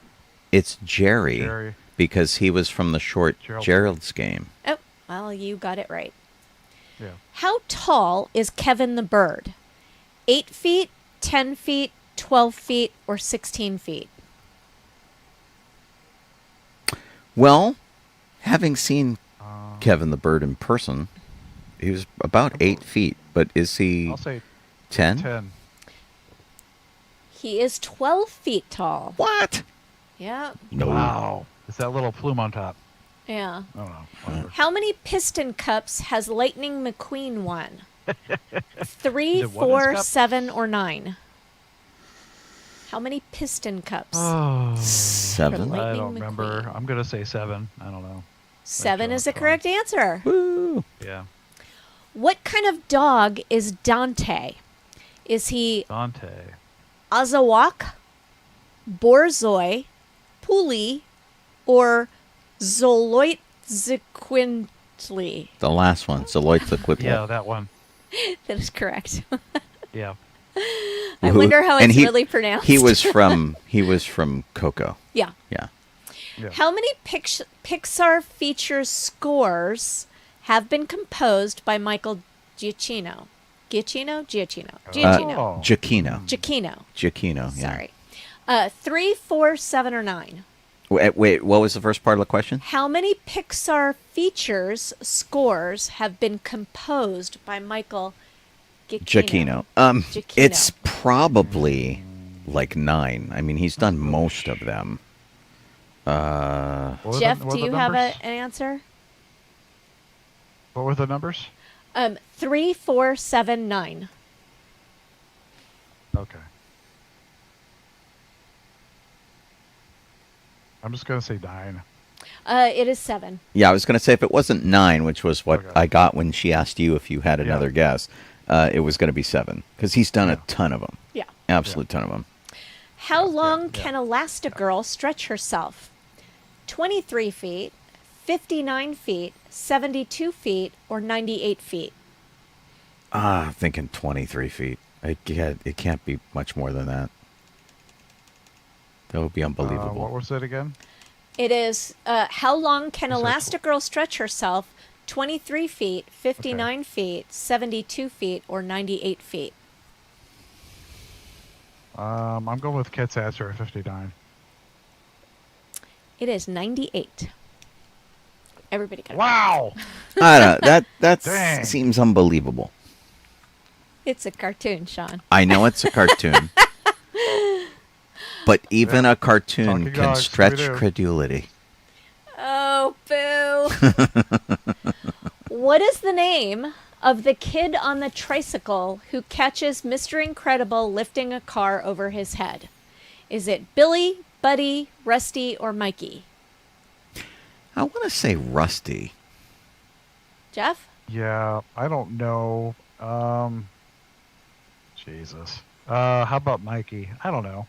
I have It's no Rusty. idea. That was wicked. What is What was this? his name then? I missed Rusty. it. Rusty. What is the screen Okay. name? The screen name of the toy that Trixie is instant messaging on Bonnie's laptop. You got that? Do I need to repeat it? Yes. And it's Okay. Pterodactyl 872, Velocitar 237, Trike Terror 984, Rexatrona 113. Gosh. The I don't know. Velosa one, I I think. mean, I'd almost think it'd be the trike one. Oh, Trixie. Yeah. I Yeah, thought I Trixie think was it'd be the the kid trikey. from the Fish movie. No, Trixie's the Triceratops. Oh. Yeah, yeah. Final answers? I think it. I mean, I Jeff's said Frank. probably right, but I think it's the Veloci one. It's Velocistar. Yeah. Velocistar. 237. Yeah, I don't know. I don't remember. Final this at all. question, which is not one of the excuses that Horst gives in Ratatouille for why he was sent to prison. So you're looking for what is not an excuse that Horst gives in Ratatouille for why he was sent to prison. All right, wait. Honestly, I don't remember a character named Horst Right. in I'm like, Ratatouille. who the hell was Horst? No clue. Well, just throw it at us. The choices are blackmail, fraud, making a hole in the ozone, or bank robbery. Oh, he was the big, scary, Boy. bald kitchen guy. What were my choices again? Blackmail, fraud, making a hole in the ozone, and bank robbery. Fraud. Making a hole in the ozone is funnier. So are you saying that is not something he said? I'm saying that is something he said. Okay. Because that's funnier. Okay. Boba Yeah. and Eric both say bank. Okay. I said fraud. Oh, Jeff said fraud. Sean, what have you got? I went with the ozone Yeah. layer. Oh, I'm sorry. I thought you were saying that was a reason. That's that- what he didn't say. Which something is he didn't not say. one of the excuses Oh. he gives. Which is not one of the excuses he gives. Blackmail, Oh. fraud, making a hole in the ozone, or bank robbery. Bank robbery. It is blackmail. It was blackmail. Oh, okay. Yeah. You guys Ah, got dang 7 it. out of That's 10. gonna have to be one of those two. Yeah. That's pretty Good funny. job. Good job. Good job. Sean, what do you want to talk about? I don't think I got like one right. No, you guys got 7. We got 7 out of 10. Yeah. 7? Yeah. Okay. Good Yeah. job. All right. We have not, although I don't know, maybe you went in the intervening time, Jeff. We have not done this as a group, and we have talked about going at one point, you and I, to the Winchester Mystery House. Have you been to the Yeah, Winchester yeah. Mystery House? Not yet. Okay. I used to live near it too. That's what I was Sort of thinking. Is you near it, but used to yeah. live like right up there. So in San Jose, California, Yeah, I know. and we've certainly driven through there enough times, going to events up at yeah. at the Tech Museum and stuff. We should have just stopped, but the Winchester Mystery House, which is a historical house that was built by the Winchester family, who were responsible for firearms, rifles and firearms. And Yes. so when the husband of the pair died, Mrs. Winchester decided that she was going to continue building on the house because, at the advice of a spiritualist, as long as hammers were ringing throughout the house and construction didn't stop, the ghosts wouldn't come get her. So she took this to heart, and she kept building. And what's funny is, if you go visit it, the house is surprisingly small. It is a Victorian mansion. It is a legitimate mansion, but it is Yeah. from the Victorian era, which means the scale is not quite up to what you would expect from that kind of thing. It's always creepy. And so what they're doing is they're setting a horror night festival where you can come experience a Halloween thing. It's going to It's set in 1924. It is. How cool is and that? So Sarah Winchester died like 2 years before, and the estate has been there empty, and now they're just starting to open it, except, there's a whole cast of creepy characters. There is a 1920s era masquerade ball that they're hosting, which could be really cool. So, I mean, this could be really neat. So it says it debuts Yeah, 3 that's it, main yeah. haunted attractions, theatrical experiences, themed food and beverages, and more. And I assume one of these things is an actual masquerade ball. So, I mean, it could be really fun. It's meant to be an immersive thing. So you can join the wait list now. If you go to festivalfrightnights.com, you can fill out a form, and they will send you notes as they update I'm filling it their out. stuff. Yeah, I mean it's really cool, and I've only been a couple of times, and it's pretty fun. And but I'm always, it seems so much bigger as a kid than an adult for sure. And having lived in a Victorian house, it's like it doesn't actually feel that much bigger. I've only been there once, and I found it to be very sad, kind of depressing. So having an event like a costumed event there, I think will be more fun than just the right. tour. You were disappointed in 'Cause- that it was just like an old house. An old house, but a sad old house. It felt sad. Right.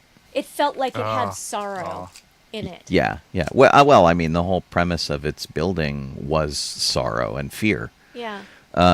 Which was kind of interesting. I know, like, so Sarah Winchester died, I guess, in 1922, and so she had decades of building on this house, and because of it, the house is notable because in order to keep building, it built in on itself, and so like there are staircases that don't go anywhere, and doors that open into nothing, and hallways that just end. Yeah. And so it's like a horror house without a point, as opposed to H.H. Holmes, who built like his horror castle, where every room has a point. Basically, every room is designed to kill somebody in that thing. When he did that in the 1800s at the World's Fair. So, you know, this is the opposite of that, where they kept building just to keep building, and so a lot of the things just don't make sense. And then it has like anti-ghost feng shui, where it's like these doorways have bars across them so the ghosts can't get through. And it's weird stuff like that. It's really bizarre. But look it up online if you're not familiar with the house. Yeah. And there was a movie that was made a while back with somebody It was famous. Yeah, it was pretty fun. Yeah, it was. Oh golly. It was Helen Mirren, and it's just called Yeah, Winchester. And I was very excited for it. I heard it wasn't good, so I never saw it. So It was actually fun. You know? was it?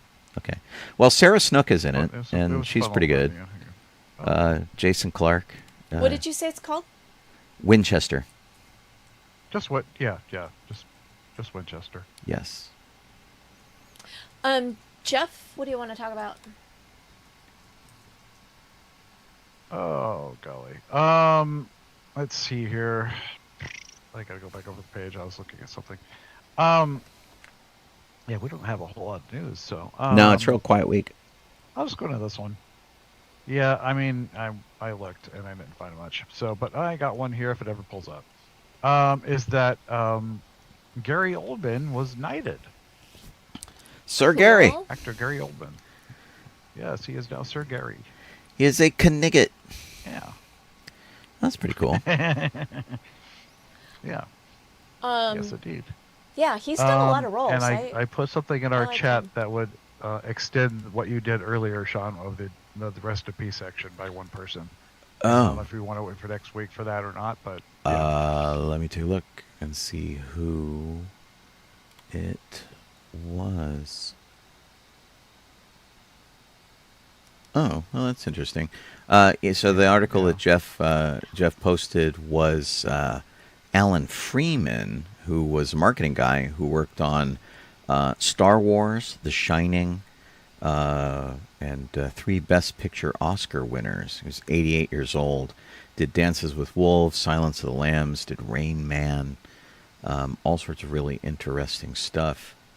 Was born in 1937, and he was a legitimate madman from Madison Avenue, working for General Foods, Bristol Myers, and then he started working for Palomar Pictures, who had been bought by Bristol Myers, and split off and started working on his own stuff. And so he worked on The Taking of Pelham 123, The Stepford Wives, The 20th Century Fox people went, hey, you're pretty good. Alan Ladd Jr. brought him on as a consultant.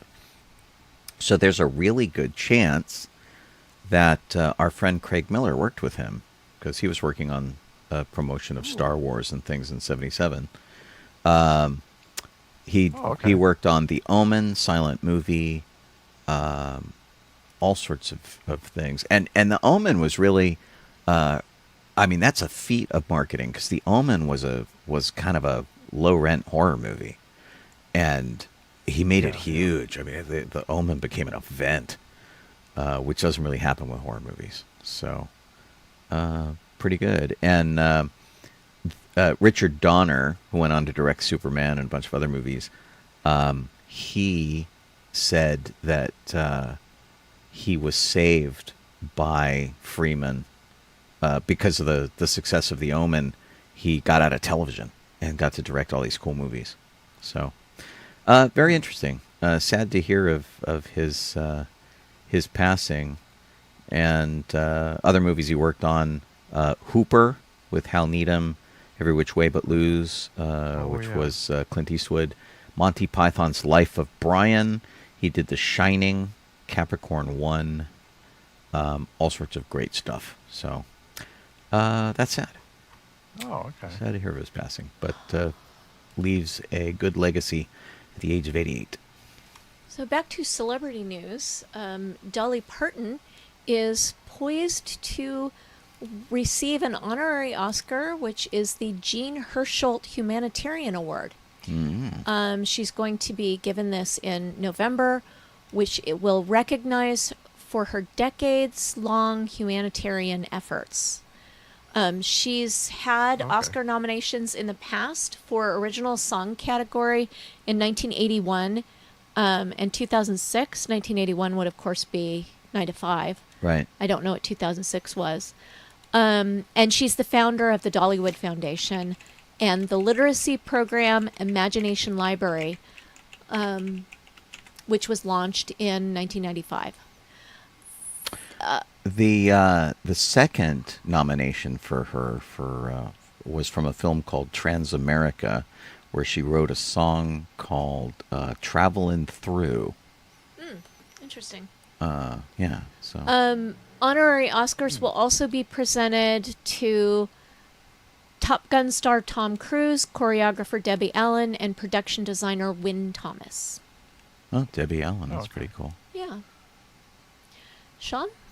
Oh, let's see. Of course, I'm pretty certain last week we mentioned that Mel Brooks was coming back for Spaceballs 2. He's going to be nearly 100 when he does this. But there has been an incredible response from most of the cast members. Apparently, Daphne Zuniga is coming back. Bill Pullman is coming back. Bill Pullman's son is coming, and he was in Maverick as Bob. In fact, he was in Thunderbolts as Bob. He's playing a lot of characters named Bob. And so we can only hope that his character in this will be named Bob. I don't think it is. I think it's like Stardust or something like that. But anyway, he's coming in to play Lone Starr's son, which is cool. Rick Moranis is apparently in to come out of retirement and do it, which is great. Everybody wants to work with Mel Brooks again. And so we have, of course, lost a whole bunch of people who will not be there. Joan Rivers has passed away, and Dick Van Patten has passed away, and people like that. So there are a few holes, and of course John Candy being the big name that has passed away from that movie as Barf. So it's going to be different. But of course we'll have Yogurt in the guise of Mel Brooks, and it sounds pretty terrific. So. I'll go on the record as saying that I'm not a crazy fan of Spaceballs. It's cute, it had a few laughs, but I'll go see this. I think it sounds cool. It's only taken 30 some years. Only? Jeff? Yeah. Yeah. This is one I found other somewhere else actually. I'll put the thing into I put the web address in the chat Mm-hmm. on these two things here, so people can look at it that are watching right now. And it is Agatha All Along, and it's about how the history basically of how they wrote the Ballad of the Witch's Road for Agatha All Along. Oh, that's cool. Yeah, and the first part being that they of course go into the fact that the reason that they call the show Agatha All Along is because they named it after the song that these folks wrote for Yes. WandaVision, that about Agatha being the one who did it, and behind it all. But they said that the first thing that they wrote was the '70s episode song, and then everything else kind of came off of that.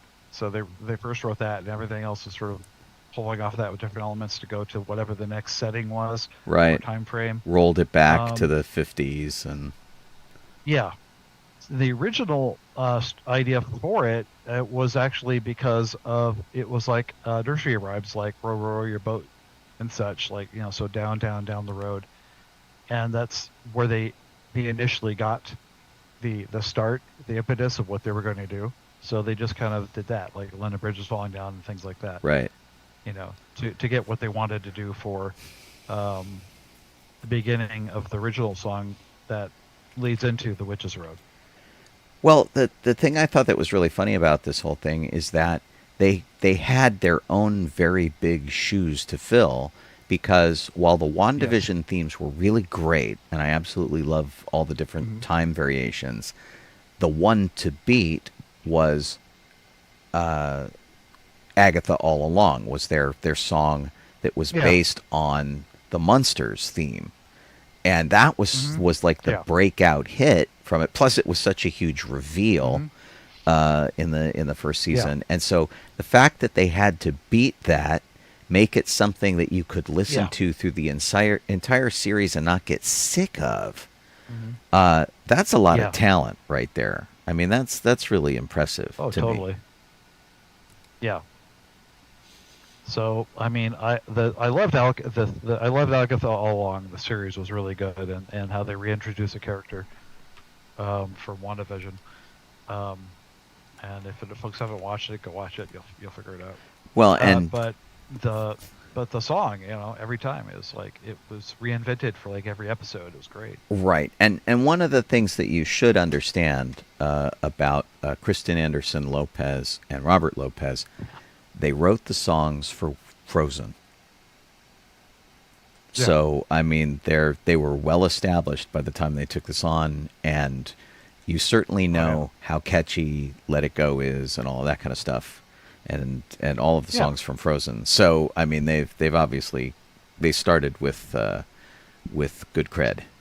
So yeah, interesting stuff. Yeah. Pretty cool.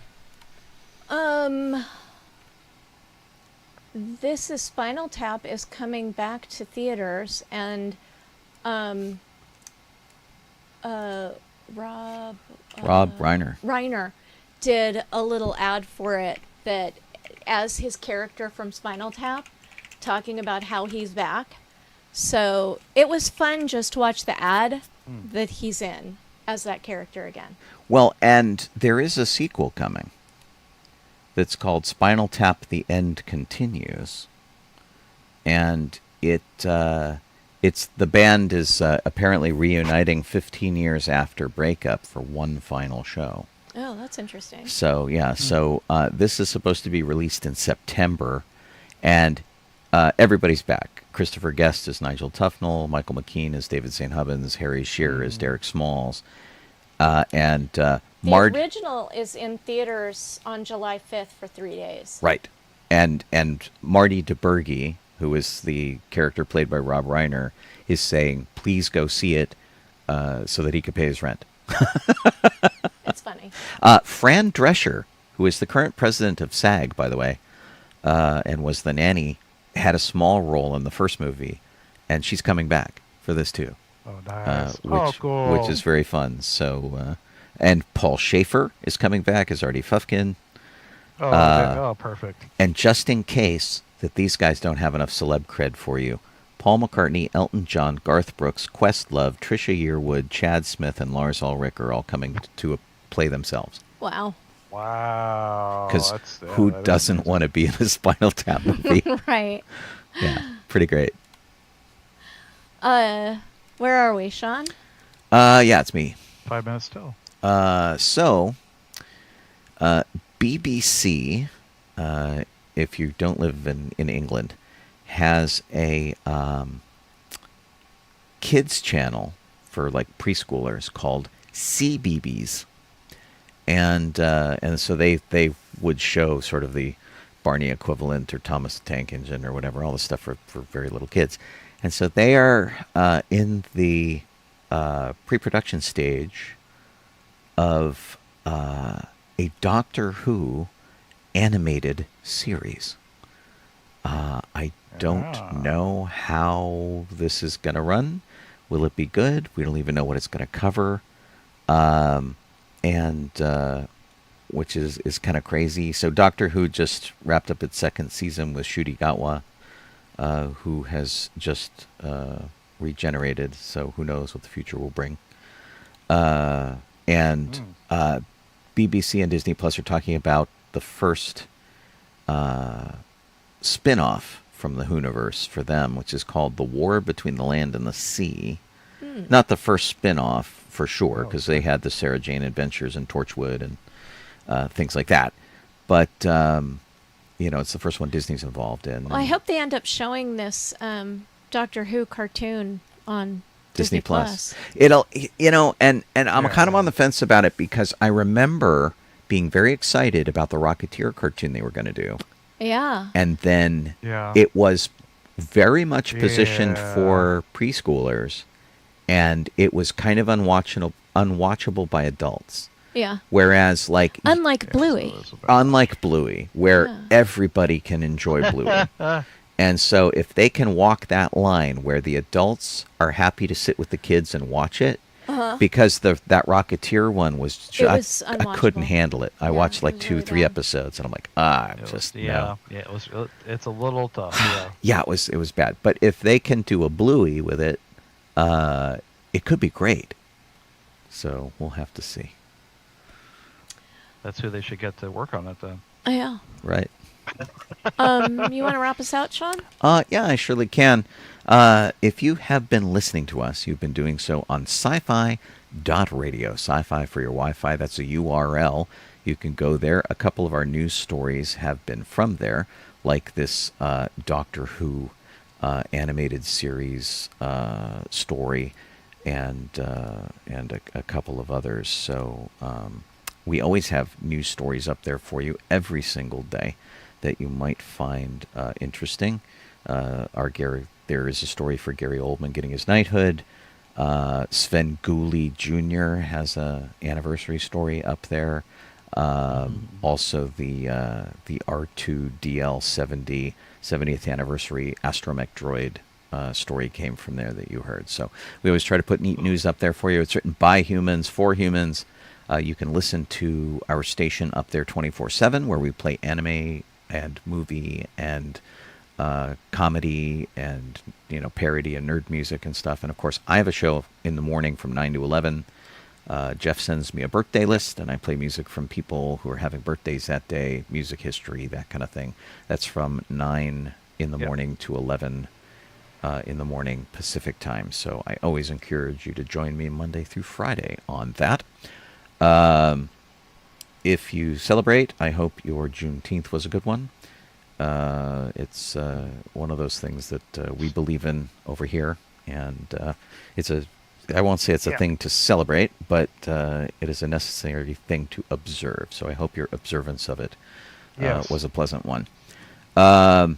If you are watching us, you've seen us on Facebook, you've seen us on YouTube and on Twitch.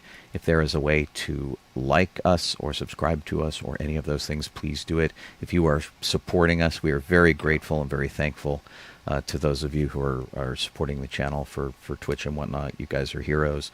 And next week will be episode 52 of season 13.